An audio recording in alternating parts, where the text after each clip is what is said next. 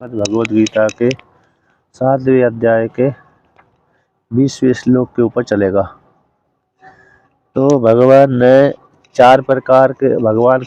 भगवान को भजन करने वाले 4 प्रकार के भक्त होते हैं। आर्त, जिज्ञासु, अर्थार्थी और ज्ञानी। ये 4 प्रकार के भक्तों का वर्णन किया। उसमें से चारों के मध्य में से ज्ञानी को अत्यंत प्रिय कह दिया, क्योंकि वह ज्ञानी की परमात्मा आत्मा होती है।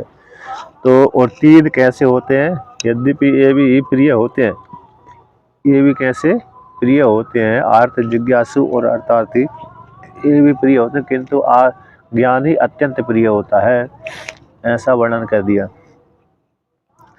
अब इसके पश्चात क्यों उसमें हेतु दे दिया कि ज्ञानी अरे बहुत जन्म से आत्मा का चिंतन करते करते आ रहा, फिर अपने आप को वासुदेव रूप से जाने लगता है, अवैध रूप से चिंतन करता है कि मैं ही वासुदेव हूँ, वासुदेव मैं हूँ, मैं वासुदेव, वासुदेव मैं हूँ। इस प्रकार से चिंतन करता है। इसलिए भगवान वासुदेव उस ज्ञानी की आत्मा, ज्ञानी की आत्मा वासुदेव, वासुदेव की आत्मा ज्ञानी होता है, ज्ञानी की आत्मा वासुदेव, यानी अवैध चिंतन एक है। और एक भक्ति करता है, ज्ञानी कैसा करता है, एक भक्ति। अन्य उपासक आदि तो कभी कभी इधर उधर भी मन चला जाता है, इसलिए एक भक्ति उनकी नहीं हो पाती। यद्यपि भगवान के भक्त हैं, फिर भी वो कम उपासना करते हैं, इसलिए वो उत्कृष्ट अन्यों की जगह, अन्यों की अपेक्षा उत्कृष्ट होते हुए, श्रेष्ठ होते हुए भी एक ज्ञानी से कम गुण कहलाते हैं। इसलिए भगवान ने कहा कि जो मेरा चिंतन करता है वो मेरे को ही प्राप्त होता है, और ज्ञानी कैसा होता है, सबसे श्रेष्ठ होता है, ऐसा वर्णन कर दिया, आत्मा ही कह दिया। अब आगे उसी को और वर्णन करते हैं। ज्ञानी को कहने के पश्चात कहते हैं, जो व्यक्ति इस प्रकार से आत्मा का चिंतन करता है, चिंतन करने वाला जो साधक है, दूसरे को भी प्राप्त होता है, मुझको, मेरे को चिंतन करेगा तो मुझको प्राप्त हो जाएगा, दूसरे को प्राप्त करेगा, चिंतन करेगा, दूसरे को प्राप्त हो जाएगा। अब यहाँ पर शंका करते हैं कि किमिति तारी, सारे जो जीवात्मा है प्रत्येक भगवान में एक तो ज्ञान उत्पन्न नहीं होता, यानी प्रत्येक भूत जो परमात्मा है, उस परमात्मा में सारे प्राणियों का ज्ञान उत्पन्न क्यों नहीं होता, मेरे को प्राप्त क्यों नहीं होते। नामामिति यत्रोक्तम निदा ज्ञान अनुदय हेतु अंतरम, मतलब परमात्मा के प्रति ज्ञान सभी को उदय क्यों नहीं उत्पन्न होता, अन्य जगत के प्रति उत्पन्न क्यों होता है, उसको लेकर के कहते हैं सब कुछ वासुदेव है, ऐसा वर्णन कर दिया 19वें श्लोक में। वासुदेव सर्वमिति, सब कुछ वासुदेव है, वासुदेव से भिन्न कुछ है ही नहीं है। ऐसा कथन करने के पश्चात हर व्यक्ति को ये ज्ञान होना चाहिए कि वासुदेव ही सब कुछ है, मुझसे भिन्न वासुदेव नहीं है, वासुदेव से भिन्न मैं नहीं हूँ। इस प्रकार से सारे प्राणियों को ज्ञान होना चाहिए, और कर्तापन भोक्तापन का भाव समाप्त हो जाना चाहिए। तो ऐसी प्राप्ति सारे प्राणियों को क्यों नहीं होती, ऐसा ज्ञान सभी प्राणियों को क्यों नहीं होता, इसको लेकर के शंका हो जाने पर कहते हैं, आत्मा एव सर्वम वासुदेव इति एवं अप्रतिपत्तौ कारणम उच्यते। सब कुछ आत्मा ही है, जो वासुदेव रूप जो आत्मा है सब कुछ है, वही है। आत्मा ही सर्वम, आत्मा ही सर्व है, और वह वासुदेव है। इस प्रकार से जो ज्ञान है, ऐसी ज्ञान की प्राप्ति न होने में किम कारणम, कारण क्या है, उस कारण को यहाँ पर वर्णन करते हैं। यानी साधक अपने आप को वासुदेव रूप से क्यों चिंतन नहीं करता, और भिन्न भिन्न रूप से वासुदेव से अपने को भिन्न क्यों मानता है, अन्य अन्य देवताओं की उपासना क्यों करता है, उसको लेकर के यहाँ पर वर्णन करते हैं। पाठ करते हैं 20वें श्लोक का। कामैष तैष तैर्हृत ज्ञानः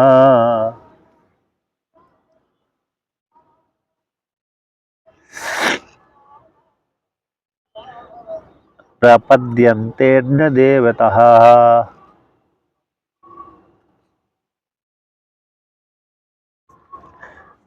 तम तम नियमास्थाय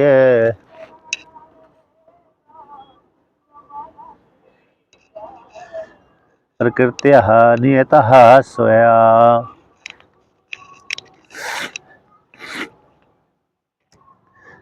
तो यहाँ पर वर्णन करते हैं 23 कामेर 23 तेर तेर हृदय ज्ञान 23 कामे हृदय ज्ञान। व्यक्ति का जन्म एक ही काल से उनको जन्म होता हुआ नहीं आ रहा। व्यक्ति ने अनेक कालों से जन्म लेता हुआ आ रहा है। तो जब अनेक काल से जन्म लेता हुआ आ रहा है तो उस जिस योनि में गया हुआ है उसी योनि में नए नए संस्कार उसको बनते गए, नए नए संस्कार बन गए। तो कुछ संस्कार प्रबल हो गए, कुछ गौण हो गए। तो वहाँ पर वो संस्कार बन जाते हैं तो उसके विषय में कामना हो जाती है। तो उन्हीं कामनाओं के द्वारा, इच्छाओं के द्वारा जिस योनि में गया वहाँ पर जो संस्कार बैठ गए वही संस्कार अब मनुष्य योनि में आकर के उत्पन्न हो जाते हैं, अभिव्यक्त हो जाते हैं। ऐसी कामों से द्वारा उन कामनाओं के द्वारा कहते हैं हृदय ज्ञान वाला हुए। आता उसको जो आत्म संबंधी ज्ञान था, वेदांत संबंधी ज्ञान था, वो हरण हो गया। क्योंकि वह जानने लगा कि जैसे पूर्व के जन्मों में उसने इस फल की प्राप्ति करी थी, इस देवता की उपासना करने से इस फल की प्राप्ति हो जाती है, उस देवता की उपासना करने से उस फल की प्राप्ति होती है। पूर्व जन्म में मैंने इस देवता की उपासना करी थी, ये तो ज्ञान नहीं रहता है। किंतु जब वो मनुष्य योनि में आता है तो वो जहाँ पर संग जिसका साथ संग हो जाता है उसी काल में कहता है, संग वाले कहते हैं कि इस देवता की उपासना करने से इस फल की प्राप्ति हो जाती है, उस देवता की उपासना करने से उस फल की प्राप्ति हो जाती है। यदि किसी को धन चाहिए तो इस प्रकार का यज्ञ करें, स्वर्ग वाला सुख चाहिए तो इस प्रकार का यज्ञ करें, ब्रह्मलोक संबंधी सुख चाहिए तो इस प्रकार का यज्ञ करें। तो ये वहाँ पर वर्णन करते हैं। तो उसी प्रकार से अन्य देवता प्रपद्यन्ते, जो अन्य देवता की है ना शरण में चले जाते हैं। क्यों? कामना विशेष को लेकर के व्यक्ति के मन में बहुत सी कामना बैठी हुई है, उन कामना से उनका स्वरूपभूत ज्ञान ढक गया और ढक जाने के कारण वो अन्य देवता की उपासना करते हैं। रुचि नाम वैचित्र्या ऋजि कुटल नाना पतजसाम, अपनी अपनी रुचि के अनुसार, इसके अनुसार व्यक्ति की रुचि हो जाती है कि मेरे लिए तो ये देवता श्रेष्ठ है। तो तम तम नियम आस्थाए प्रकृतिया नियता स्वयं, कहते हैं जब जिस देवता की शरण में गया उस देवता की उपासना के लिए वो नियम होता है कि इस देवता की इस प्रकार से उपासना करना है, इस देवता की राम की इस प्रकार की उपासना करना है, कृष्ण की इस प्रकार से, विष्णु भगवान की इस प्रकार से, शिव जी की इस प्रकार से, गणेश सूर्य की इस प्रकार से, इंद्रादि देवता की इस प्रकार से। तो इस देवता का जो उपासना का जो नियम है उस नियम में स्थित होकर के तो प्रकृतिया स्वयं प्रकृतिया अपनी स्वभाव रूप से जो प्रकृति है स्वभूत है, स्वभाव रूप से। और जन्मांतर यहाँ पर कहते हैं स्वयं प्रकृति के द्वारा, इन जन्मांतर के संस्कारों के माध्यम से वह उसी में नियमित रूप से वह कर्म करते रहते हैं, उसी को फल प्राप्त करने के लिए वो प्रयत्न करते रहते हैं। पूर्व जन्म में भी उन्होंने इसी प्रकार से कर्म किया था, इसलिए जन्म हो गया, ज्ञान नहीं हो पाया, कामना विशेष को लेकर कर्म किया था। इस जन्म में भी वही संस्कार प्रबल हो गए। जब प्रबल हो गए तो उसी प्रकार से वह क्या करने लगा, कर्म करने लगा। इसलिए मुझ वासुदेव को प्राप्त नहीं हो पाते, मुझ वासुदेव को नहीं जान पाते, कामना को कारण। अब भगवान भास्कर इसका व्याख्यान करते हैं।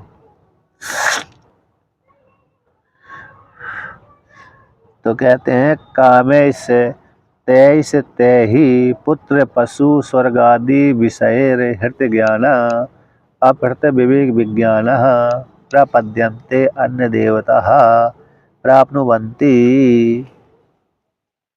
वासुदेवाद आत्मनो अन्यः देवतास् तम तम नियमं देवता आराधने प्रसिद्धो यो नियमस्य तम तम आस्थाए आश्रित्य प्रकृत्या स्वभावेन जन्मांतर अर्जित संस्कार विशेषण नियमितः स्वयं आत्मीय। कहते कामेश से, कामनाओं के द्वारा। किन कामनाओं के द्वारा? पुत्र है, पशु है, स्वर्ग आदि विषय रूप कामनाओं के द्वारा, जिसका ज्ञान आत्म संबंधी जो ज्ञान था, हृदय ज्ञान है, अपहृत विवेक विज्ञान, जीवात्मा का परमात्मा का जो स्वरूभूत ज्ञान था वो हृत हो गया इनके माध्यम से। इन कामनाओं के द्वारा वह उसका आत्मा का चिंतन नहीं करता, ज्ञान ढक गया, आवरण शक्ति के द्वारा ढक गया, विवेक विज्ञान अपहृत हो गया। इसलिए विवेक ज्ञान के ढक जाने के कारण ऐसे व्यक्ति अन्य देवता को प्राप्त होते हैं, अन्य देवता की शरण में चले जाते हैं। निर्गुण परमात्मा की शरण में न जा करके, ईश्वर अंतर्यामी परमात्मा की शरण में न जा करके अन्य अन्य देवताओं की उपासना करने लगते हैं, क्योंकि उनका ज्ञान स्वरूभूत ज्ञान है वो ढक गया था इन कामनाओं को लेकर के। पत्नी पुत्र पशु भाई आदि, पत्नी पुत्र पशु स्वर्ग आदि रूप कामनाओं के माध्यम से। वासुदेवाद आत्मनो अन्य देवता, जो वासुदेव से भिन्न है, वासुदेव रूप जो आत्मा है उससे भिन्न जो देवता है, उन देवताओं की शरण में चले गए तो उन्हीं की आराधना करते रहते हैं। तम तम नियम तम नियम है वो देवता आराधन में जो नियम है, देवताओं की आराधना में जो नियम है प्रसिद्ध, वो नियम को सेवन करते रहते हैं। उस नियम में स्थित होकर के, उन नियम को आश्रित बना करके, कहते हैं प्रकृति के द्वारा, स्वभाव के द्वारा। स्वभाव के द्वारा मतलब जन्मांतर अर्जित संस्कार विशेष के द्वारा। पूर्व जन्म में से भी व्यक्ति इस प्रकार का कर्म करता रहता था, इस जन्म में भी इसी प्रकार से कर्म कर रहा है। पूर्व जन्म के संस्कार जब उदित हो जाते हैं तो व्यक्ति उसी लाइन में जुड़ जाता अपने आप ही, क्योंकि पूर्व जन्म के संस्कार प्रबल हो जाते हैं, तो इसलिए उसी लाइन में जुड़ करके उसी प्रकार की उपासना करता रहता है। जैसे एक आश्रम में 50, 60, 70 महात्मा रहते हैं, 100 महात्मा रहते हैं किसी किसी आश्रम में, तो उनके जो संस्कार होते हैं अलग अलग ही होते हैं। किसी के भजन करने के संस्कार है तो भजन करता रहता है, किसी का अरे सेवा करने के संस्कार ज़्यादा है तो सेवा करता रहता है, किसी का संस्कार ध्यान करने का तो ध्यान करता रहता है, किसी का संस्कार वेदांत का है तो वेदांत पढ़ता रहता है। सभी की एक समान संस्कार नहीं है, इसीलिए अलग अलग कार्य करते रहते हैं। इसलिए ये संस्कार कैसे? जन्मांतर अर्जित संस्कार हैं। पूर्व जन्म में उसने अर्जन किया था, उसी के संस्कार के माध्यम से नियमित होता हुआ स्व आत्मीय अपने संस्कार से युक्त होकर के वह इस जन्म में भी उसी प्रकार से कर्म करता रहता है, उपासना आदि करता रहता है। उन्हीं कामनाओं की पूर्ति के लिए इस प्रकार से देवताओं की आराधना आदि करता रहता है। तो इस प्रकार से यहाँ पर वर्णन किया। एक महात्मा थे, वो ओमकारेश्वर आदि में अभी हैं, तो कहते हैं, वो वर्णन करते हैं कि भाई कैसे कि नवग्रह ठीक करेंगे तो हमारी गाड़ी ठीक चलेगी। नवग्रह की उपासना करेंगे, 9 जो ग्रह है ना, 9 ग्रह के द्वारा व्यक्ति परेशान हो जाता है, तो 9 ग्रह को ठीक करने से क्या हो जाएगी, हमारी गाड़ी अच्छी रहेगी। तो वो नवग्रह को ठीक करते रहते हैं। कोई दूसरे की उपासना करता रहता है, कोई देवी की उपासना करता रहता है, कोई शिव की उपासना करता रहता है, कोई राम कृष्ण विष्णु आदि की उपासना करते रहते हैं। तो सभी व्यक्ति की संस्कार अलग अलग होने से अलग अलग भी उपासना करते रहते हैं। कोई ज्योतिष की गणना करते रहते हैं, इस प्रकार से। अब आगे कहते हैं तेषां च कामिनां, उन कामियों का। अब जो जिस कामना से युक्त होकर के वो कर्म करते हैं, उसी प्रकार से भगवान उनके प्रति श्रद्धा भी अर्पण कर देते हैं, अर्थात उसी में भगवान निष्ठा बना देते हैं कि तुम भाई इनकी उपासना करें तो उन्हीं में श्रद्धा रख करके उनका सेवन करो, उन्हीं के माध्यम से फल तो मेरे द्वारा ही प्राप्त होगा किंतु उन्हीं के माध्यम से प्राप्त होगा। इस प्रकार से भगवान कहते हैं यहाँ पर, यो यो याम याम तनुं भक्तः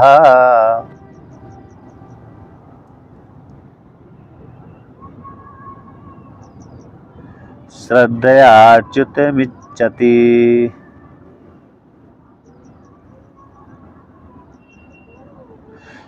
तस्य चलहं श्रद्धां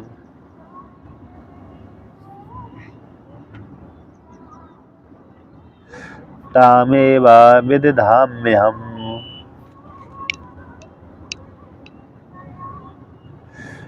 यो यो यां यां तनु भक्तः श्रद्धया अर्चितुम् इच्छति तस्य तस्य अचलां श्रद्धां ताम एव विदधामि अहम्।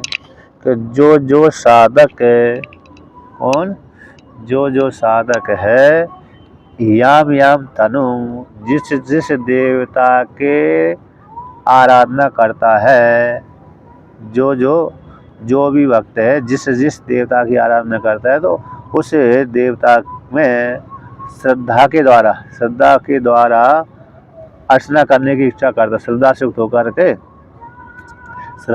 युक्त होकर के जिस जिस देवता की जो साधक जिस जिस देवता की आराधना की इच्छा करता है, तो भगवान भी तस्य साधकस्य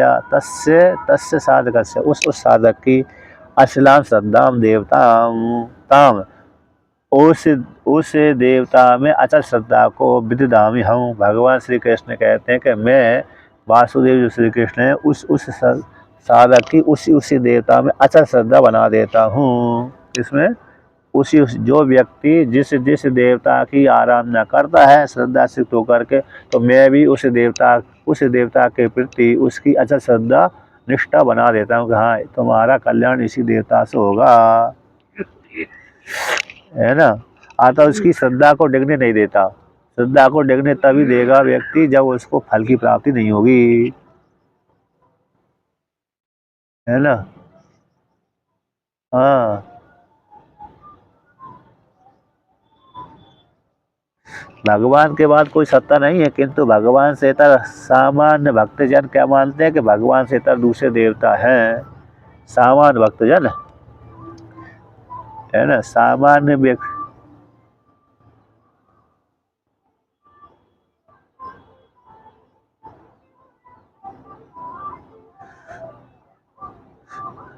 निष्ठा करवाने वाला ईश्वर ही तो है, जिसको अंतर्यामी परमात्मा बोलते हैं।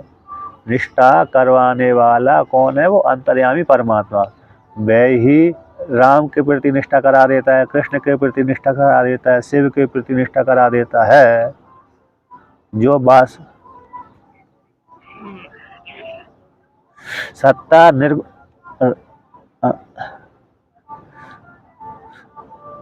राम का अर्थ है, आप दशरथ पुत्र राम ले रहे हो कि निर्गुण परमात्मा राम ले रहे हो? एक तो निर्गुण परमात्मा राम है,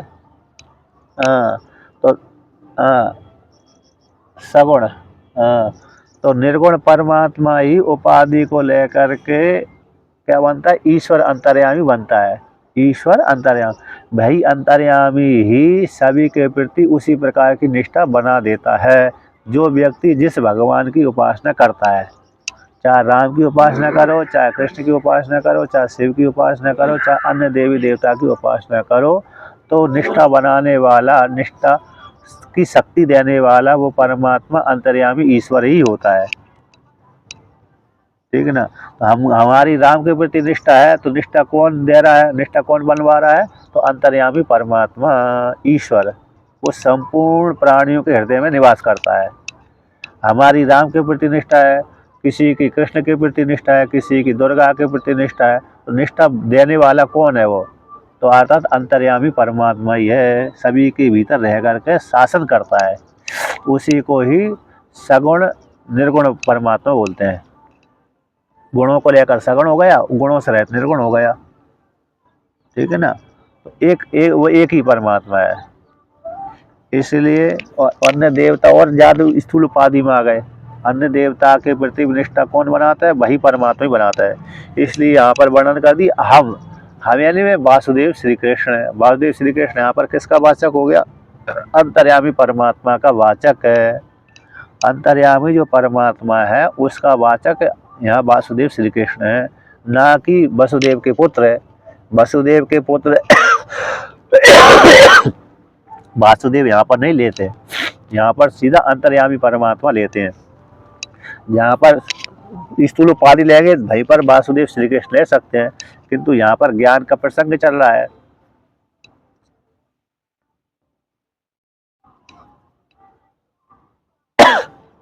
हाँ हाँ, उपाधि को लेकर के रामकृष्ण बने हैं, लेकिन जहाँ पर जब अरे राम भगवान राम जी ज्ञान का उपदेश करते हैं वहां पर वो स्थूल नहीं होते, पर वो वहां पर भी वो अंतर्यामी में स्थित होकर के उपदेश करेंगे। यहाँ पर जैसे भगवान श्री कृष्ण गीता का उपदेश कर रहे हैं ना, तो ये भगवान श्री कृष्ण कृष्ण में वसुदेव का पुत्र हूँ इस रूप से उपदेश नहीं कर रहा है, सीधा अंतर्यामी में बैठ कर के उपदेश कर रहे हैं। तभी तो बोला है मैं वासुदेव सभी सर्वम हूँ। नहीं तो सब कैसे बोल सकते हैं, आप तो एक वसुदेव के पुत्र हैं अकेले, तो आप सर्व कैसे हो सकते हैं। लेकिन वो किस में स्थित होकर के बोल रहे हैं, निर्गुण परमात्मा में स्थित होकर के बोल रहे हैं, तभी ये वाक्य बैठता है। इसलिए यहाँ पर जब भी बोलते हैं ना वासुदेव मैं सब कुछ हूँ, तो यहाँ पर उसी काल में निर्गुण परमात्मा वो चले जाते हैं। इसलिए यहाँ पर बोल ब्रह्मा विष्णु महेश भी निर्गुण ही है, ये भी निर्गुण ही है, उपाधि को लेकर के वर्णन होता है। अब व्यवस्था ही तो है, अंतर्यामी की तीन उपाधि है, ब्रह्मा विष्णु महेश। तो इसलिए कहते हैं हम में वासुदेव श्री कृष्ण उस भक्त की अचल श्रद्धा को धारण करता हूँ, यानी विधान कर देता हूँ, अतः उसकी निष्ठा डिगने नहीं देता। निष्ठा कब डिगने देता है, दिखाएगा जब फल ही नहीं देगा ईश्वर। ईश्वर यद्यपि देवताओं में किसी भी प्रकार के फल देने की सामर्थ्य नहीं है, देवताओं में किसी भी प्रकार का फल दे दें ये संभव है ही नहीं है, सामर्थ्य है नहीं है। किंतु ईश्वर ने पहले आदि सृष्टि में नीति ऐसी बनाई है, तो इसलिए ईश्वर के विधान के अनुसार ही देवता फल देते हैं। इसलिए जिस देवता ने जिस भक्त को फल दे दिया तो उस भक्त का उस देवता के प्रति निष्ठा बन जाती है, तो फल के माध्यम से निष्ठा बना देते हैं। जैसे आपने पढ़ा होगा कि इंद्र देवता, वरुण देवता, अग्नि देवता, सूर्य देवता, सारे देवताओं को अहंकार हो गया था कि हमसे श्रेष्ठ कौन हो सकता है, ये असुर आदि को हमने हरा दिया तो हम देवता ही सबसे श्रेष्ठ हैं। तो उनके अहंकार को दूर करने के लिए उनके सामने जो केनोपनिषद में यक्ष सामने प्रकट हो गए ना, तो किसी भी देवता में सामर्थ्य नहीं रही कि एक तिनके को भी जला सके, उड़ा सके, है ना, गीला कर सके। तो अग्नि देवता ने एक तिनके को भी नहीं जला पाया, वायु देवता ने उस तिनके को उड़ा नहीं पाए, अन्य देवताओं ने भी कुछ भी नहीं कर पाए। तो इसीलिए वहां पर उस प्रसंग से ये जाना जाता है कि देवताओं में सामर्थ्य नहीं है किसी भी प्रकार की शक्ति वरदान देने के लिए या तो फल देने के लिए, किंतु ईश्वर ने जो विधान कर दिया उसी के माध्यम से देवता फल देते हैं। यानी देने वाला ईश्वर ही है, लेकिन निमित्त इसको बना देते हैं, तो व्यक्ति की श्रद्धा उसमें बढ़ जाती है, हाँ ये देवता मेरे फल देने वाला है, इसलिए उपासना करने से शीघ्र लाभ हो जाएगा। किंतु फल दे रहा वो ईश्वर ही है ना। सरकार सरकार जैसे केंद्र की सरकार सभी को, देवता में जो सामर्थ्य है वह भी ईश्वर की सामर्थ्य है, ईश्वर की सामर्थ्य। जैसे हाँ, जैसे दूसरा उदाहरण है ना, चंद्रमा में स्वतंत्र प्रकाश नहीं है, चंद्रमा में स्वतंत्र प्रकाश नहीं है, किंतु पृथ्वी से किंतु सूर्य के अरे प्रकाश से पृथ्वी को प्रकाशित कर देता है। चंद्रमा में स्वतंत्र प्रकाश नहीं है, किंतु सूर्य के प्रकाश को लेकर के पृथ्वी में रहने वाले प्राणियों को प्रकाशित कर देता है। इसी प्रकार से सूर्य चंद्रमा आदि में जो प्रकाश है वो ब्रह्म का प्रकाश है, स्वतः इनका प्रकाश नहीं है। उसी प्रकार से अन्य देवताओं में जो देने की सामर्थ्य है वह ब्रह्म की सामर्थ्य है, अन्य की नहीं। इसलिए अब देवताओं ने किसी भक्त को फल दे दिया तो उस भक्त का उस देवता के प्रति निष्ठा बन जाती है, निष्ठा बन गई। जब निष्ठा बन गई तो फिर इस प्रकार से उनको श्रद्धा भी बन जाती है, हाँ देवता कैसे फल वाले हैं, देवता बड़े सामर्थ्य वाले हैं।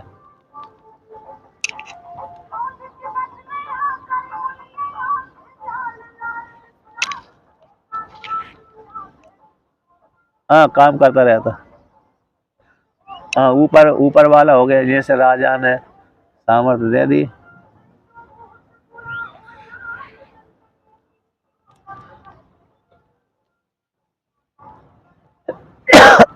तो आगे यहाँ पर वर्णन करते हैं इसी को और आगे कहते हैं कौन सा, यहाँ पर वर्णन करते हैं, कहते तत्त देवता प्रसादात, तत्त देवता के प्रसाद से कामियों का भी सर्वेश्वर ईश्वर में वासुदेव में क्रम से भक्ति हो जाएगी। तत्त देवता की कृपा से सर्वेश्वर जो वासुदेव हैं उनमें क्रम से भक्ति हो जाएगी, ऐसी आशंका को लेकर कहते हैं उन कामियों की श्रद्धा को भी मैं ही धारण करता हूँ, विधान करता हूँ, देता हूँ। यह काम ही याम याम देवता तनु श्रद्धया संयुक्तो भक्तश्चा सन अर्चितुम पूजयितुम इच्छति तस्य तस्य कामिनो अचलाम स्त्राम श्रद्धाम तामे विदधामि स्त्री करोमि यया एव पूर्वम प्रवृत्तः स्वभावता। कहते जो जो कामी है, कामना करने वाला कामी है, जिस जिस देवता के शरीर की आराधना करता है, तनु शरीर बोलते हैं, इंद्र देवता के ऐसा शरीर है, ऐसा रूप है, वायु देवता का ऐसा रूप है, चंद्रमा देवता का ऐसा रूप है, विष्णु देवता का ऐसा रूप है, विष्णु भगवान का, ब्रह्मा विष्णु महेश का ऐसा रूप है, कृष्ण का ऐसा रूप है, इत्यादि देवता के तनु को, शरीर को, है ना, श्रद्धा से युक्त होकर के, श्रद्धा के द्वारा संयुक्त होकर के वो भक्त है, उसमें भक्ति करता हुआ, उनमें उन देवताओं के में निष्ठा रखता हुआ उनकी अर्चना करने के लिए इच्छा करता है। तो जब इच्छा करता है तो फिर वह ईश्वर क्या करता है, तस्य तस्य कामिनो, वह उस कामना को करने वाला कामी व्यक्ति के प्रति अचलाम यानी स्त्राम श्रद्धाम तामेव, उसी श्रद्धा को मैं विदिधामि स्थिर करोमी, अर्थात उसमें क्या करता हूँ, स्थिर कर देता हूँ, उनकी निष्ठा को मैं डिगने नहीं देता, उस देवता के प्रति उनकी वो नहीं हो पाता, यानी ये देवता कुछ देने वाले नहीं है, सामर्थ्य वाले नहीं, ऐसी निष्ठा उनको बनने नहीं देता, बल्कि यहाँ ये देवता सामर्थ्य वाले हैं, ऐसी निष्ठा बनाता रहता हूँ। उनकी निष्ठा को यदि इस देवता फल न दे पाए तो व्यक्ति की अरे निष्ठा डिग जाती है। जैसे लौकिक उदाहरण है ना, किसी व्यक्ति ने हमको बुलाया कि भाई तुम आ जाओ, हम तुम्हारी मदद करेंगे, किसी व्यक्ति ने हमको बुला लिया तो हम उसके प्रति आस्था रख करके, निष्ठा रख करके, हाँ अमुक व्यक्ति मेरा काम करेगा, काम कर देगा, और श्रद्धा से युक्त होकर के हम उसके पास में चले गए, किंतु उसने हमको घुमा दिया, काम किया ही नहीं हमारा, तो फिर हमारी दोबारा को उसके प्रति निष्ठा नहीं बनेगी, जो पहले बनी थी। अब उसने हमारा पूरा कार्य नहीं किया, काम नहीं किया, तो फिर हमारी निष्ठा थोड़ी बनेगी उसके प्रति निष्ठा कैसी हो जाएगी, बिगड़ जाएगी, है ना। उसी प्रकार से दूसरे वाले व्यक्ति तीसरे वाले व्यक्ति के पास जाता है कि तुम मेरे पास में जाना, मैं तुम्हारी सारी मदद करूँगा। अब गया मदद लेने के लिए तो मना कर दिया, मैं नहीं कर सकता, फिर उस व्यक्ति की निष्ठा उसके प्रति नहीं बनती। उसी प्रकार से यदि देवता उसकी मदद न करें, कष्टों को निवृत्त न करें, दूर न करें, फल न दे, तो उस भक्त की निष्ठा उस देवता के प्रति नहीं बन सकती। अब जब वही देवता उस भक्त की कष्टों को निवारण कर देता है तो उसके प्रति उस भक्त की उस देवता के प्रति निष्ठा बन जाती है। तो जो निष्ठा कौन बनाता है कि फल तो ईश्वर ही बनाता है। ईश्वर ने उस देवता को उतनी सामर्थ्य दे दी कि तुम इस प्रकार के फल देने में समर्थ हो जाओगे, तुम क्या करोगे, तुम इस प्रकार से फल देने में समर्थ हो जाओगे। इसलिए तो उस व्यक्ति की जब कामना पूरी हो गई तो उस व्यक्ति की उसमें निष्ठा बन जाती है। बनती है कि नहीं बनती, बनी जाती है। जैसे जैसे अरे ये भी थे भक्तगण आदि भी थे, मतलब कि अमुक महात्मा के पास में चले गए, ये महात्मा श्रेष्ठ है, ये हमारी कामना पूरी कर देंगे, इनसे हमारी इच्छा पूरी हो जाएगी। तो व्यक्ति की एक आधो कामना पूरी हो गई तो फिर उसकी निष्ठा बनी रहती है, हाँ ये बहुत श्रेष्ठ है। यद्यपि वो कौन कर रहा है, भूतों की पूजा करते रहते हैं, उनके भूतों के प्रति निष्ठा बनी हुई है ना, भूत काम कर देते हैं उनको, लेकिन वो भी इसी प्रकार से ही है, निष्ठा उनकी संस्कार ऐसे ही है। तो इसलिए उस श्रद्धा को कहते हैं स्त्री करूँगी, कि यया जिस श्रद्धा से युक्त होकर के पूर्व प्रवृत्ता, तो जिस श्रद्धा से होकर पहले प्रवृत्त होता रहता तो स्वभाव से उसी प्रकार से अभी भी उसी प्रकार श्रद्धा में बनाता रहता हूँ। यानी स्वभाव है जन्मांतरी संस्कार बसा से, यहाँ पर स्वभाव का अर्थ कर दिया जन्मांतरीय संस्कार बस से वह प्रवृत्त होता रहता है। अतः पूर्व के संस्कार से व्यक्ति इस जन्म में भी उसी प्रकार के कार्य करता रहता है। लान उसी को वही लान मिल जाती है, लान क्या मिल जाती है उसी प्रकार की। हाँ, जिसके फिर दूसरे सत्संग और अलग हो गया, जिस व्यक्ति के पूर्व के संस्कार से उसी लान में चला जाता है, किंतु फिर पुनः नया संग यदि हो जाता है तो वो नया संग के माध्यम से यदि वो विचार करने लगता है तो छोड़ देता है। वो क्या कर लेता है, छोड़ देता है। जैसे पहले भक्त के अरे भजन करने के संस्कार थे, पूजा पाठ के संस्कार थे, व्यक्ति के निष्काम कर्म के संस्कार थे। अब उसने वेदांत के साथ संग कर लिया। क्या कर लिया, वेदांत वालों के साथ संग कर लिया, वेदांतियों के साथ संग कर लिया। तो वेदांतियों के साथ संग करने से ही फिर अब उसको यथार्थ जानने लगा, अरे भाई ये तो जो पहले कर्म कर रहा था वो तो लोकांतर फल को देने वाले थे, कामना से तो करता था तो लोकांतर फल को देने वाले थे, जन्मांतर फल को देने वाले थे। अब मैं कामना से रहित होकर कर्म करूंगा, ईश्वर का चिंतन करूंगा, आत्मा का चिंतन करूंगा। अब कैसे हो जाता है, फिर वो अन्यों में निष्ठा नहीं बनाता है। किस में निष्ठा नहीं बनाता है, अन्य देवी देवताओं में निष्ठा न बना करके अब ईश्वर में निष्ठा बनाता है, ब्रह्म में ही निष्ठा बनाता है। अब आत्म कल्याण करने के लिए ही कर्म करता है, साधना करता है, उपासना करता है। बीच में है ना, अब जिसकी अरे निष्काम नहीं किया तो पूर्व जन्म के संस्कार के अनुसार इस जन्म में भी उसी प्रकार कर्म करता रहता है। इस प्रकार से वर्णन किया। अब आगे कहते हैं, जैसे फल मता उपपत्ति, ब्रह्म सूत्र का एक सूत्र है, फल देने वाला ईश्वर है। फल मतः उपपत्ति, तो फल देने वाला ईश्वर है। तो फल यदि ईश्वर न दे, फल यदि ईश्वर न दे तो देवता के प्रति उन भक्तों की निष्ठा नहीं बन सकती। इसी ईश्वर ने उन देवताओं को फल देने की सामर्थ्य दे दी, इसी हेतु से फल दे दिया। तो फिर उन्हीं फल के माध्यम से उन देवताओं की प्रति उन भक्तों की निष्ठा बन जाती है। अब उसी को और आगे कहते हैं, यो यो याम याम देवता तनुम श्रद्धया अर्चितुम इच्छति इति। जो कामी पुरुष कामना को लेकर कामी बनता है, तो जिस जिस देवता के शरीर की श्रद्धा से युक्त होकर के अर्चना करने के लिए विग्रह को, देवता तनु है देवता के विग्रह को, शरीर यानी विग्रह हो गया, यहाँ पर तनु यानी शरीर, शरीर यानी विग्रह यानी मूर्ति पूजा।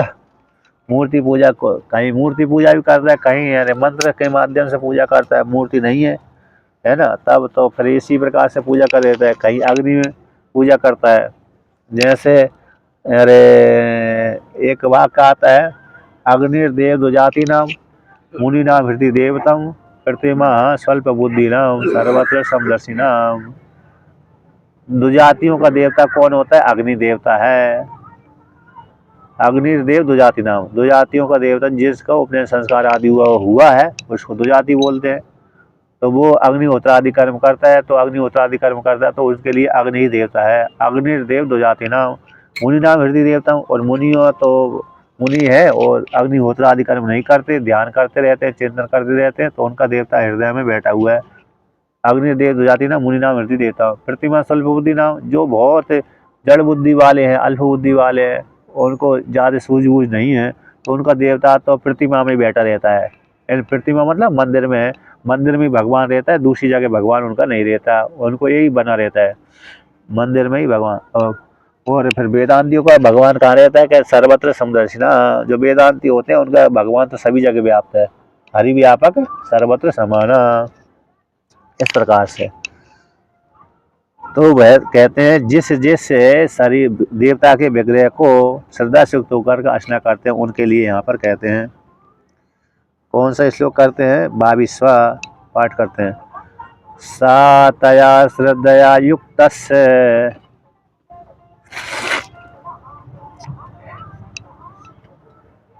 तस्याराधनमीहते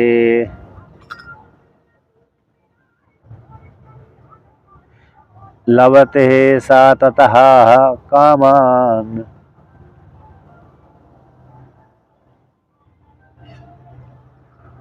मय्येव विहितान् हितान्।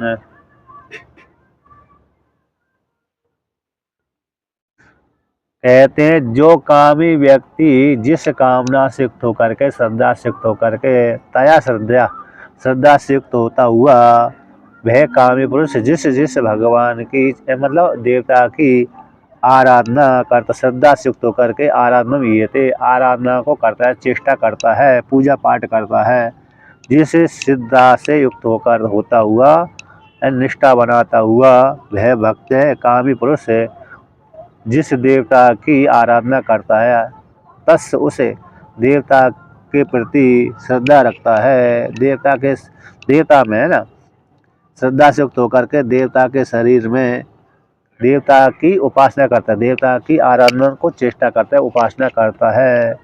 तो देवता के जिस तनु विग्रह का जो श्रद्धा से युक्त होता हुआ वह कामी पुरुष देवता के शरीर की आराधना करता है, देवता के विग्रह की पूजा करता है, अतः देवता को साक्षी मान करके उसी देवता की पूजा आराधना करता है, चेष्टा करता है। तो फिर क्या होता है, उसकी आराधना करने से क्या होता है कि लभते तथा कामान, तो कामना से युक्त होकर के व्यक्ति पूजा करता है, क्योंकि एक न्याय है, प्रयोजनम अनुद्देश्य मंदोपि न प्रवर्तते। यदि हमारा किसी के प्रति स्वार्थ नहीं है तो हमारी प्रवृत्ति नहीं होगी, हमारा किसी के प्रति स्वार्थ है तभी हम दूसरे के प्रति श्रद्धा रखते हैं, पूजा पाठ करते हैं। यदि हमको किसी दूसरे से लेन देन है ही नहीं है तो फिर हम उनके पास में जा कर के फालतू नहीं बैठते, समय पास करना हो तो बात अलग हो गई, लेकिन इसलिए प्रयोजन के बिना मंदोपि न प्रवर्तते, इसलिए प्रयोजन है तभी हम देवता आदि को उपासना करते हैं।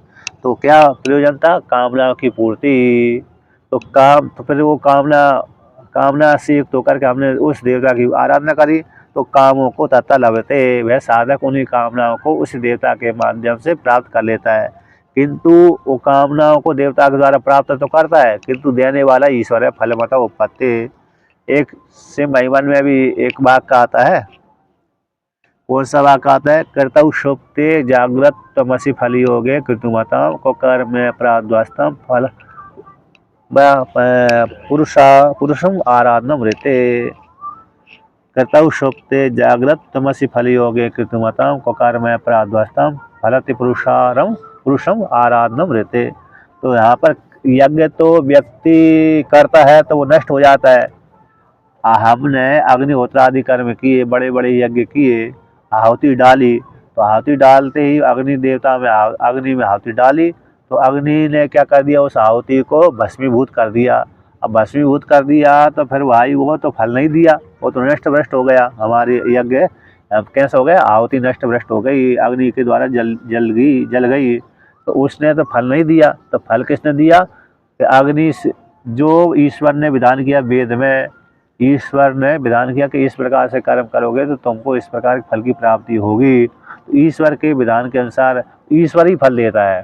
कौन देता है, ईश्वर ने वेद में ऐसा वर्णन कर दिया, वेद में स्मृति में ऐसा वर्णन कर दिया, करवा दिया तो कर दिया, वेद में तो सबने किया, स्मृति में ऋषियों के माध्यम से करवा दिया, तो करवा दिया तो फिर क्या हो गया, तो ईश्वर से ही उन फलों की प्राप्ति होती है देवता के माध्यम से, श्रुति और स्मृति के अनुसार। तो बिना ईश्वर की आराधना के बिना कोई भी प्राणी किसी भी प्रकार के फल को प्राप्त नहीं कर पाता। तो इसलिए सब देने वाला कौन है, एक ही मात्र वो ईश्वर है, चाहे वो राम के रूप में दे रहा हो, चाहे वो कृष्ण के रूप में दे रहा हो, चाहे वो शिव के रूप में दे रहा हो, चाहे इंद्र आदि देवता के रूप में दे रहा हो, तो देने वाला ईश्वर है, उनके माध्यम से देता है, उनके द्वारा उनके माध्यम से देता है, लेकिन देने वाला एक ही ईश्वर है। हमने तो कर्म कर दिया, हमने तो जो भी कर्म किया वो कर दिया, अब हमको वो कर्म का फल ईश्वर किसी न किसी प्रकार से प्राप्त करा देता है ना। योग क्षेम भमाम्यम, भगवान ने कहा है जो मेरी आराधना करता मैं उसकी योग क्षेम की रक्षा करता हूँ। तो माया ए विहितान हितान, कहते हैं जो कामना को जो विधान किया गया मेरे द्वारा ही भेद है, अतः मैं ही उसको क्या कर देता हूँ, मैं परमेश्वर ही उन कामनाओं को पूर्ति करता हूँ। जिस भक्त ने, जिस साधक ने जिस देवताओं की उपासना करी है उस उपासना का फल देवताओं के माध्यम से मैं ही देता हूँ, उन कामनाओं की पूर्ति मैं ही करता हूँ। अवश्य रूप से वह उन कामनाओं को फल प्राप्त कर लेता है देवताओं के माध्यम से, किंतु मेरे द्वारा दिया गया सामर्थ्य के माध्यम से देवता उन कामनाओं की पूर्ति करने में समर्थ हो जाते हैं। लेकिन देने वाला मूल कारण तो मैं ही हूँ, क्योंकि ईश्वर का संकल्प है, ईश्वर की सृष्टि है। ईश्वर सृष्टि न करे तो देवता कहाँ से आएंगे। ईश्वर संकल्प पूर्वक देवता की उत्पत्ति न करे तो फिर देवता कहाँ से आएंगे। इसलिए देने वाला कौन है, ईश्वर ही है। ठीक है ना। जानते रहना चाहिए। इसी प्रकार से ऐसा चिंतन करते करते एक में निष्ठा बनेगी, एक में निष्ठा बनेगी। नहीं तो फिर सभी जगह कभी इधर निष्ठा बनाई, कभी उधर। हनुमान जी के पास में गए तो हनुमान जी सब कुछ देने वाले हैं, फिर हनुमान जी के पास में दूसरे आ गए, फिर दूसरे, फिर तीसरे। तो इस प्रकार से अरे एक में निष्ठा बनाते रहना चाहिए। एक में निष्ठा बन जाने से सब काम हो जाता है। ये न्याय है। देने वाला तो एक ईश्वर है। कौन है? देने वाला तो एक ईश्वर ही है। वो चाहे वो राम के रूप में दे रहा हो, चाहे वो कृष्ण के रूप में दे रहा हो, चाहे विष्णु के रूप में, चाहे शिव के रूप में, देने वाला वो अंतर्यामी है। दाता राम, दाता एक ही राम है। तो इस प्रकार से ये मूल सिद्धांत है। अब आगे वर्णन करते हैं।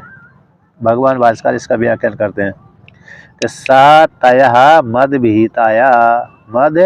विहितयः श्रद्धया युक्तः शंस तस्या देवतः तन्वा आराधनम ईयते चेष्टते। क्या साधक है तया उसके द्वारा, श्रद्धा से, मेरे द्वारा विधान की गई श्रद्धा से युक्त होता हुआ, अर्थात मैं देवताओं को सामर्थ्य प्रदान कर देता हूँ। देवता फिर उन भक्तों की कामना को पूर्ति कर देते हैं, इसलिए श्रद्धा बन जाती है। मेरे द्वारा ही श्रद्धा का विधान किया जाता है। मैं स्थिर कर देता हूँ उस भक्त की, उस देवता के प्रति श्रद्धा निष्ठा बढ़ा देता हूँ। उसकी श्रद्धा को डिगने नहीं देता, चलायमान नहीं होने देता। क्यों नहीं होने देता? क्योंकि मैं उनकी कामना पूर्ति कर देता हूँ, तो उस व्यक्ति की, उस देवता के प्रति श्रद्धा बनी रहती है। यदि भगवान उन भक्तों की, उस देवता की भक्तों की कामना पूरी न करें, यदि ईश्वर यदि उन देवताओं के जो भक्त हैं उन भक्तों की कामना की पूर्ति न करे, तो फिर वह भक्त उस देवता की आराधना नहीं करेंगे। तो भगवान उस देवता के भक्तों की कामना को पूर्ति कर देते हैं, इसी हेतु से श्रद्धा बनी रहती है। तो मेरे द्वारा विधान की गई श्रद्धा से युक्त होता हुआ तस्य देवता की तनु को, विग्रह को, आराधना में ये चेष्टते, यानी आराधना करते रहते हैं। कौन करते रहते हैं? वो साधक गण है। लभते च तस्य आराधितयः देवता तन्वः कामान ईप्सितान मया एव परमेश्वरेण सर्वज्ञेन कर्म फल विभागज्ञ तयः विहितान निर्मितांस तान ही यस्मात् ते भगवता विहितः कामः तस्मात् तान अवश्यम लभते इत्यर्थः। कहते हैं लभते उसी प्रकार से, तथा उसी प्रकार से, तस उस देवता की आराधना करने से, देवता के शरीर की, देवता का जो विग्रह है, अर्चा पूजा है, विग्रह, उस विग्रह की पूजा करने से, आराधना करने से जो कामना थी, ईप्सित कामना थी, जो मेरे द्वारा ही साधक ने जिस देवता की आराधना करी है, तो जिस कामना को उद्देश्य करके आराधना करी थी, तो वो मेरे द्वारा, मुझ वासुदेव श्री कृष्ण के द्वारा, सर्वज्ञ परमात्मा के द्वारा ही, यहाँ पर माया ये प्रयोग किया, मेरे द्वारा ही, ये विकार लगा दिया भगवान भास्कर ने। तो किसके द्वारा? परमेश्वर के द्वारा ही। ये विकार अन्य का विवच्छेद कर देता है, इसका दूसरे को हटा देता है। क्या देवता श्रद्धा की, देवता उसको फल देते हैं, कामना को नहीं। कामना की पूर्ति क्या देवता करते हैं? नहीं, मेरे द्वारा ही। माया एव, तो मेरे द्वारा ही, मेरे द्वारा मतलब कौन? परमेश्वर सर्वज्ञ के द्वारा ही। क्यों? मैं कैसा हूँ? कर्म फल विभागज्ञतया, मैं संपूर्ण प्राणियों के कर्म के फल के विभाग को जानने वाला हूँ, विधान करने वाला हूँ। मैं जो सर्वज्ञ ईश्वर हूँ, संपूर्ण प्राणियों के कर्म के फल को देने वाला हूँ, उनके कर्मों के फल को जानने वाला हूँ, विभाग पूर्वक जानने वाला हूँ। ऐसे पुरुषम आराधना मैंने दक्ष प्रजापति ने यज्ञ किया था। तो यज्ञ किया था तो किसके लिए किया था? भगवान शिव की से बदला लेने के लिए। किंतु भगवान शिव जी ने क्या कहा, क्या कर दिया कि उनकी यज्ञ को नष्ट भ्रष्ट कर दिया। जब तक प्रसन्न नहीं हुए तो उस यज्ञ का फल नहीं प्राप्त हुआ दक्ष प्रजापति को। जब भगवान शिव जी प्रसन्न हुए तभी दक्ष प्रजापति को यज्ञ का फल मिला। और कहते हैं उन्होंने जो यज्ञ अपमान करने के लिए किया था, शिव जी को अपमान करने के लिए यज्ञ किया था, इसी दंड भी उनको प्राप्त हो गया दक्ष प्रजापति को। बकरे अजा का है ना, अजा यानी बकरा, तो अज का सिर लगा दिया, अज का यानी बकरे का सिर लगा दिया, तो दंड भी प्राप्त हुआ। जब तक शिव जी प्रसन्न नहीं हुए तो यज्ञ पूरा भी नहीं हुआ था। तो इसलिए तो यहाँ पर कहते हैं कर्म के फल के विभाग को जानने वाला ऐसे ईश्वर, उस ईश्वर के द्वारा ही विहितान निर्मितान तान उन कामनाओं को ही स्मृशते भगवता भीता, भगवान के द्वारा विधान किया है काम तान उस कामों को तस्मात इसी तो उन कामनाओं को प्राप्त अवश्य रूप से कर लेता है। अतः ईश्वर ने विधान कर दिया कि भाई इस कर्म के द्वारा तुमको इस फल की प्राप्ति होगी, तो वो साधक उस प्रकार का उस देवता की आराधना करके उस फल को प्राप्त कर लेता है। लेकिन देने वाला कौन है? ईश्वर है। फल मतः उपपत्ति, फल देने वाला ईश्वर है। इस प्रकार से तो आगे कहते हैं, एक श्रुति भी आती है, एक हो बहुनाम यो विदधाति कामान, एक जो परमात्मा है बहुत सी कामनाओं को विधान करता देता है। कठोपनिषद की श्रुति है ना। अर्थात एक जो परमात्मा है सारे प्राणियों की कामना को पूर्ति करता है। अब आप कहते हैं हितान, विहितान में जो विहितान आया ना, तो विहितान हितान उन कामनाओं को विधान करता है। तो यहाँ पर उसी वाक्य को लेकर के यहाँ पर भगवान कहते हैं, अर्थात ईशित परमात्मा की श्रद्धा रख करके पर जो भगवान ने सर्वज्ञ रूप ईश्वर ने ऐसा विधान कर दिया कि इस प्रकार से कार्यों की फल की प्राप्ति होगी, तो निश्चित रूप से प्राप्त होगी ही। जिस उपनिषद किसका? वेद में और स्मृति में जो वर्णन कर दिया कि भाई इस प्रकार गंगा में डुबकी लगाने से तुमको इतना पुण्य मिलेगा, तो मिलेगा ही। यमुना जी में स्नान करने से तुमको इतना पुण्य मिलेगा, तो मिलेगा ही। जो व्यक्ति गंगा में डुबकी लगाएगा, स्नान करेगा, तो उसको इतना पुण्य मिलेगा। तो किसी ने स्नान कर लिया तो उसको उस ईश्वर के विधान के अनुसार उतना ही फल मिलेगा। और तिथि के किसी पुण्य तिथि के दिन लगा लिया तो अलग मिलेगा, सामान्य तिथि में लगाया तो अलग मिलेगा। इस प्रकार से अब विधान कर दिया तो निश्चित रूप से प्राप्त होगा। अब उसी को कहते हैं आगे, हितान इति पदच्छेदे, विहितान शब्द है ना, विहितान हितान, तो उसमें जो विहितान में बी हटा दो, हितान बोल दो। तो हितान इति पदच्छेद कर देने पर हितत्वम कामानम उपचरितम कल्प्यम, कहते कामना कभी भी हितकारी नहीं होती, गौण रूप से हितकारी होती हैं। कामनाएं हितकारी नहीं होती, कामना अहित को करने वाली हो, संसारू फल को देने वाली होती है। इसलिए गौण रूप से यहाँ पर प्रयोग कर दिया कि भीतान है, जो कामना को प्रदान किया वो पूरी कर देता है, वो हित वाली होती है। तो गौण रूप से यहाँ पर जानना चाहिए। ईप्सित जो फल को परमात्मा विधान करते हैं जिससे व्यक्ति का कल्याण हो जाता है, ऐसा होता है, गौण रूप से जानना चाहिए। बल्कि जो कामना होती हैं कैसी है? हित करने वाली नहीं होती, बल्कि संसार में फंसाने वाली होती हैं। इसलिए नहीं कामा हिता कस्यचित, कोई भी कामना हितकारी नहीं होती। तो फिर भीता ने ऐसा क्यों कहा? हितान हित करने वाली होती हैं, हितकारी नहीं होती हैं, ना गौण रूप से जान लेना चाहिए वहाँ पर। यस्माद अंतवत्त साधन व्यापार, क्योंकि जो कामना होती है अंत वाले साधन के द्वारा उत्पन्न होती हैं, तो अंत वाले साधन के द्वारा जो उत्पन्न होती हैं वो भी नष्ट हो जाती हैं। अंत वाले साधन व्यापार वाली कामना होती हैं, कुछ काल के लिए रहती है कामना, फिर कुछ काल के बाद नष्ट भी हो जाती हैं, है ना। कामना हमेशा बनी वो नहीं रहती, वो साधन भी नष्ट हो जाते हैं, और उस जो कामना जिसके लिए हमने कामना की वो वस्तु भी पदार्थ भी नष्ट भ्रष्ट हो जाता है। जैसे धन की कामना थी तो धन भी कुछ काल के बाद कुछ काल तक रहता है, कुछ काल के साथ नष्ट भी हो जाता है, हमेशा बना नहीं रहता। अब धन के माध्यम से व्यक्ति अपना सुखमय जीवन व्यतीत करता है, तो जब तक है धन पास में तब तक सुखी होता है है ना। कभी कभी धन के रहने पर भी दुखी हो जाता है, धन के रहने पर सुखी भी होता है और धन के रहने पर दुखी हो जाता है। होता कि नहीं होता? दोनों है। नहीं, जैसे किसी के पास धन है तो वो बोलता है बहुत सुखी है, किंतु उसी काल में धन तो बहुत है, लेकिन कोई आ गए अपहरण करने वाले, कहे धन दो नहीं तो तुमको मार देंगे, तो वही धन कैसा हो गया? दुख वाला भी हो गया उसी काल में। तो धन सुखी वाला, सुख को देने वाला ही होता है, दुख को देने वाला होता है। पहले धन कमाया, सुख के लिए कमा लिया, अब किसी लुटेरों ने देख लिया कि इसके पास बहुत धन है, वही धन उसके मुसीबत का घर बन जाता है, मतलब परेशानी घर बन जाता है। बनता नहीं था, बन जाता है। तो इसलिए वो धन सुख वाला भी है, दुख वाला भी है, दोनों प्रकार से। बाजार में से जा रहे हैं और धन किसी बाजार में जाते उजागर करते हुए जा रहे हैं, तो फिर मुसीबत का मतलब परेशानी घर बनता है। तो चोरी से मतलब छुपा कर लेके जा रहे हैं, वस्तु में रख करके, उजागर रख करके नहीं ले जा रहे, तो फिर तो वो समस्या का घर नहीं होता, परेशानी घर नहीं होता। किंतु उजागर करके ले जाएंगे तो परेशानी घर हो जाता है। होता ही है, देख लोक में देखा ही जाता है। एक तो मांगने वाले आ जाएंगे, दूसरे पर वो लूटने वाले हो जाएंगे, परेशानी हो जाएगी। क्योंकि वित्त की 3 गतियाँ भर्तृहरि बोलते हैं। वित्त से त्रयो गतया यो न दाति न भुंक्ते तस्य धनम तृतीय गति भवति। दान भोग नाश।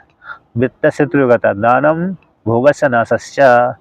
एक वित्त का अरे गति कौन सी? दान है, एक भोग है, एक नाश है। जो दान भी नहीं करता, भोग भी नहीं करता, उसके धन की तृतीय गति नाश होती है। किसकी? वित्तस्य त्रयो गतः दानम भोगम नाशस्य यो न ददाति न भुंक्ते तस्य धनम तृतीय गति भवति। तो वित्त की वित्त यानी धन की 3 गति होती है, दान भोग नाश।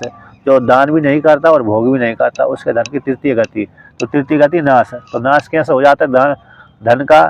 कभी डॉक्टर ले जाता है रोग के माध्यम से, कभी झगड़ा के माध्यम से पुलिस वाले ले जाते हैं, कभी वकील भी ले जाते हैं, कभी कभी जज भी ले जाते हैं। जज भी लेके जाते नहीं, ले जाते, जज भी ले जाते हैं। जज भी कह देते हम तुम हमको इतना धन दे दोगे तो हम फैसला तुम्हारे पक्ष में सुना देंगे। सुनाते कि नहीं सुनाते? आप तो वकील हैं। पैसा जज के पास में पैसा भेज दो तो वो यार फैसला यार अपने अनुसार ही सुना देगा, मोड़ देता है वो भी। तो कभी कभी चोर चोर चोर लेकर, डाकू लेकर, कभी राजा भी छीन लेता था, कभी आग ही जल जाती है। इस प्रकार से ये नाश की कोटि में आते हैं। कभी डॉक्टर भी बहुत ले लेता है कि नहीं? एक रोग को कई रोग निकाल देता है, कहीं ऐसे ऐसे करो तो फिर ले जाता है? तो ये हाँ, और पच नहीं पाता। इस प्रकार से यहाँ पर वर्णन कर दिया। तो इसलिए वो कामना है ना, कामना हितकारी नहीं होती, गौण रूप से हितकारी होती है, प्रधान रूप से हितकारी नहीं होती। इस प्रकार से यहाँ पर वर्णन किया। अब आगे का पार्ट कल चलाएंगे।